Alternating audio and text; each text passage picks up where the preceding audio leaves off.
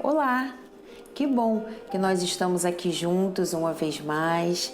Que bom que conseguimos dar uma pausa nas nossas atividades diárias para nos voltarmos para as palavras de vida eterna. E hoje a nossa leitura é a de número 18, Atitudes Essenciais. Essa página começa com palavras de Jesus que estão no Evangelho de Lucas, capítulo 15, versículo 27. E diz-nos Jesus: qualquer que não tomar a sua cruz e vier após mim, não pode ser meu discípulo. E sobre isso, Emmanuel diz-nos o seguinte: nesse passo do Novo Testamento, encontramos a verdadeira fórmula para o ingresso ao sublime discipulado. Qualquer que não tomar a sua cruz e vier após mim, não pode ser meu discípulo, afirma-nos o Mestre. Duas atitudes fundamentais recomenda-nos o eterno benfeitor, se nos propomos desfrutar-lhe a intimidade. Tomar a cruz redentora de nossos deveres e seguir-lhe os passos.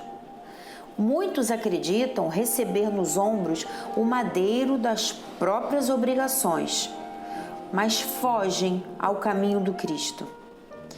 E muitos pretendem perlustrar o caminho do Cristo, mas recusam o madeiro das obrigações que lhe cabem. Os primeiros dizem aceitar o sofrimento, todavia andam agressivos e desditosos, espalhando desânimo, azedume por onde passam.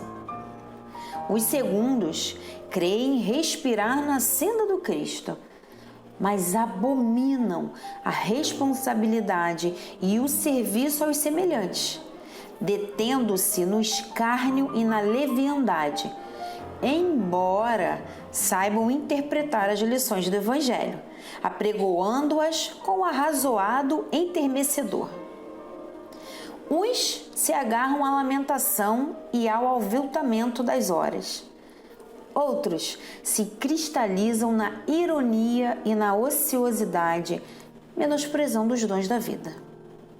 Não nos esqueçamos, assim, de que é preciso abraçar a cruz das provas indispensáveis à nossa redenção e, burilando com amor e alegria, marchando no espaço e no tempo com um verdadeiro espírito cristão de trabalho infatigável no bem, se aspiramos a alcançar a comunhão com o Divino Mestre. Não vale apenas sofrer, é preciso aproveitar o sofrimento.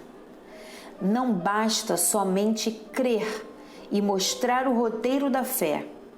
É imprescindível viver cada dia segundo a fé salvadora que nos orienta o caminho.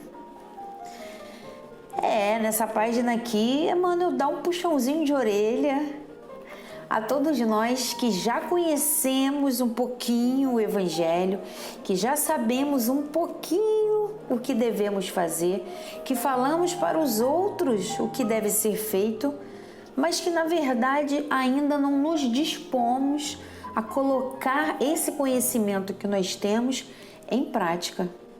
É interessante que Jesus diz que nós temos que tomar a nossa cruz, e Emmanuel diz que são duas atitudes que nós devemos ter: tomar a cruz redentora de nossos deveres e seguir-lhe os passos.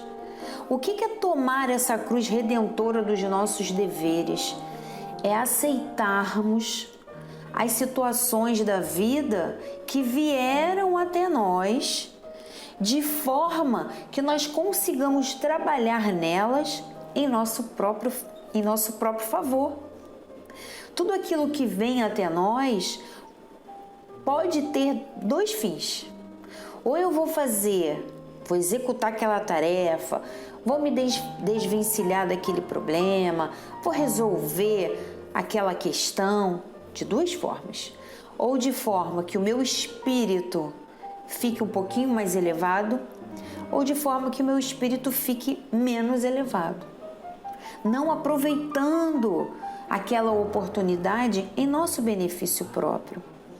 Tomar a nossa cruz é pegar aquilo que nos cabe, sem reclamar, como ele diz ali, porque tem pessoas que às vezes dizem: não, eu aceito tudo que vem para mim, Deus é que sabe, não, isso é com Deus.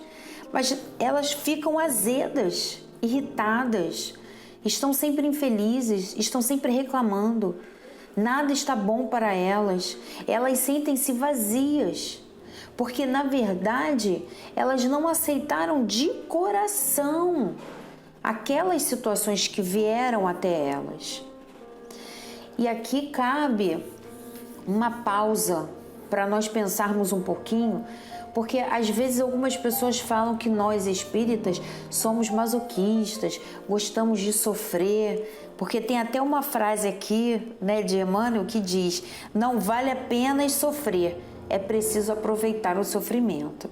Então muita gente diz: mas vocês são masoquistas, vocês gostam de sofrer. Não é isso. A doutrina espírita não diz que nós temos que sofrer, que nós temos que ir buscar o sofrimento.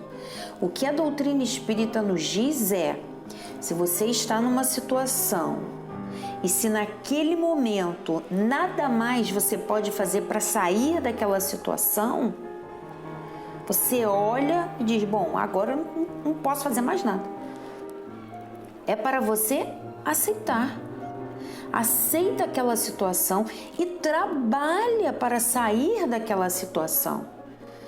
Porque se tem também uma outra postura que a doutrina espírita não nos convida, é a acomodação. Pelo contrário, todas essas páginas que nós lemos, todas as palavras de Jesus, tudo que chega até nós é sempre um convite para nós sairmos daquela situação complicada e alçarmos outros voos mais altos. E uma figura que muitos de nós já conhecemos do Evangelho, que assumiu, que pegou a sua cruz, foi Saulo, antes de se tornar Paulo, né? Saulo, depois de ter passado aqueles anos todos no deserto, de ter passado por tudo aquilo, ele em determinado momento voltou a Jerusalém, foi até a casa do caminho para encontrar-se com Pedro, porque ele não sabia o que fazer. Antes, a vida dele tinha toda uma programação, mas depois que ele se transformou, ele não sabia o que fazer, ele não sabia que rumo tomar, para onde ele iria. Ele sabia que ele tinha um chamamento, Jesus o chamou, ele sabia disso, ele sabia, ele tinha certeza. Mas como fazer isso? Ele não sabia. Então ele foi até a casa do caminho pedir auxílio a Pedro. E quando ele bate a porta, a pessoa que abre a porta, que eu não me recordo do nome, fica espantado ao olhar para ele, porque ele por fora também estava diferente. Foram muitos anos no deserto, então ele estava magro, barbudo, a sua pele mais ressecada, a pele mais machucada por conta do sol. Então ele era por fora também uma outra pessoa. E quem abriu a porta ficou espantado olhando para ele, e Saulo pede para falar com Pedro. Então a pessoa que abriu a porta corre para dentro da casa do caminho, fala: Pedro, Saulo está aí, pedindo para falar com você. O que a gente vai fazer? A gente vai abrir as portas para ele entrar? Da última vez que ele veio aqui, olha o que aconteceu. Toda aquela problemática do Gesiel, muitos cristãos também foram presos. E Pedro pensa um pouco e diz assim: não, fala para ele que agora eu não posso atendê-lo. Se ele realmente está comprometido com Cristo, ele vai saber entender. Diga para ele que eu estou agora com algumas atividades mais urgentes. E essa pessoa que abriu a porta foi até Saulo, passou o recado para ele. E Saulo, naquele momento, sentiu-se muito triste. a gente lendo a obra Saulo, né? Paulo, Estevão, a gente sente isso porque ali era o caminho para ele, mas como ele realmente estava transformado, ele diz: eu entendo Pedro, porque eu sei o que eu fiz. Então, ele não ficou choramingando, ele não ficou reclamando, ele não falou: poxa, mas aqui não é a casa do caminho, vocês não ficam aí falando de Jesus Cristo? Então vocês agora não vão exemplificar comigo, não vão me receber? Não, ele aceitou. Então ele tomou a cruz dele e seguiu os passos de Jesus.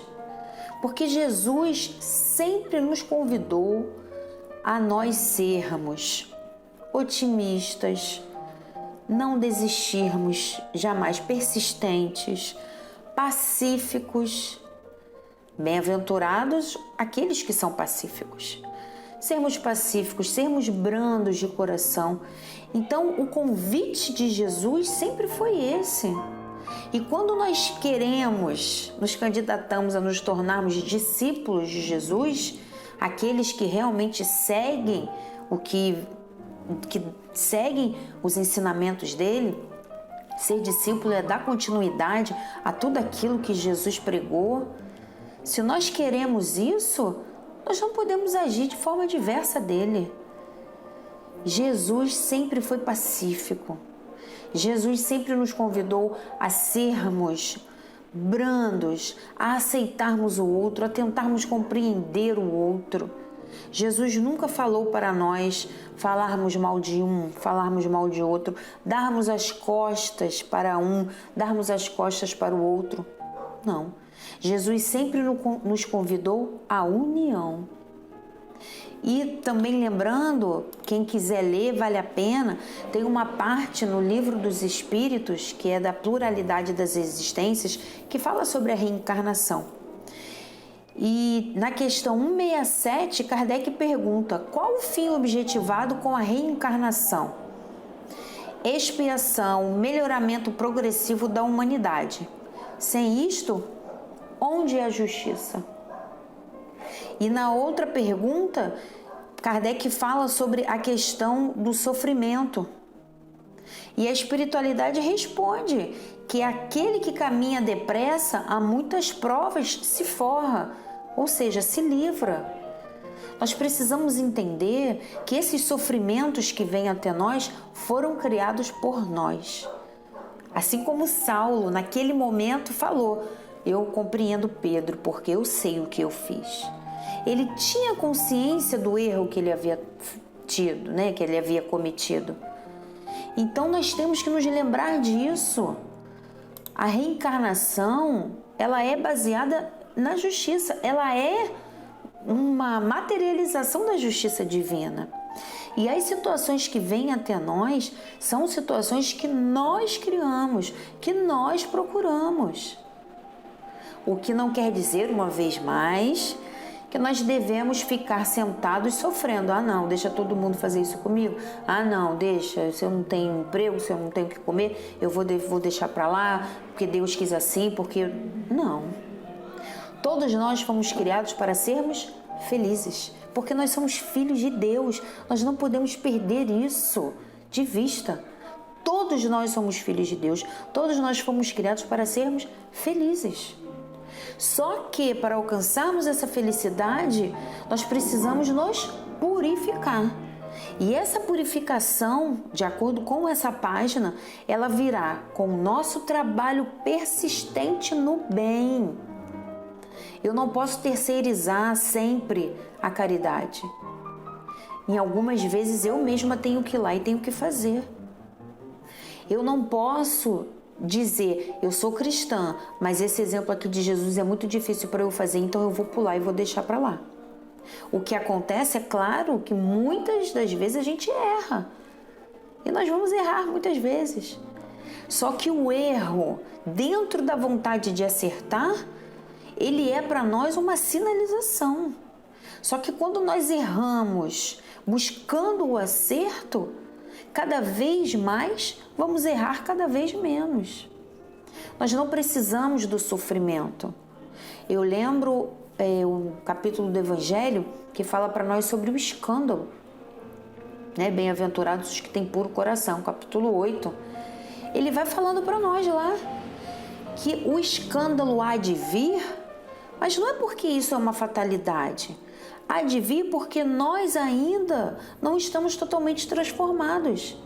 Então é claro que nós vamos fazer algo de errado. O escândalo nada mais é do que o nosso erro, a nossa falha moral. É um erro moral, é um engano moral. E é por isso que ele existe. Então a fatalidade dentro do que não é bem, dentro do que não é o bom, não existe. Nenhum de nós está fadado a fazer nada de errado. Nenhum de nós está fadado a cometer erros. Tudo que fazemos faz parte da nossa opção, do nosso livre-arbítrio. Nós optamos ou fazer o bem ou não fazer tanto bem assim. Só que nós temos que nos lembrar de que tudo aquilo que nós plantamos, nós vamos colher. A semeadura é livre, mas e a colheita? É obrigatória. E cada um de nós dará conta de si mesmo a Deus. Mas isso não é motivo para nós ficarmos tristes, para nós ficarmos preocupados. Pelo contrário, isso é motivo para nós termos mais motivação para nos esforçarmos cada vez mais. Se ontem eu fiz um monte de coisa errada, não importa.